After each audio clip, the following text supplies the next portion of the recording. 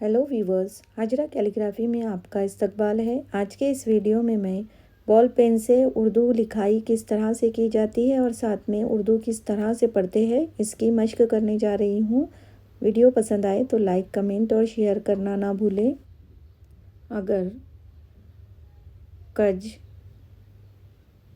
रो है अंजुम, अगर कज रो है अंजुम, आसमां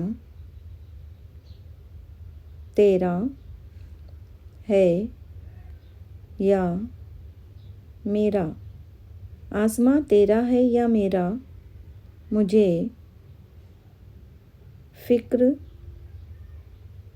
जहाँ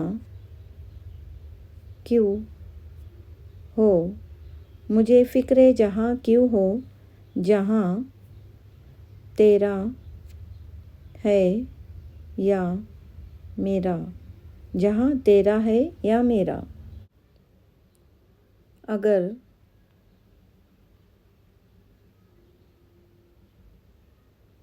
हंगामा हाय शौक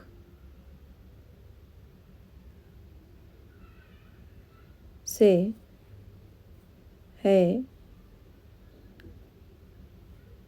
लामका खाली, अगर हंगामे हाय शौक से है लामका खाली, ख़ता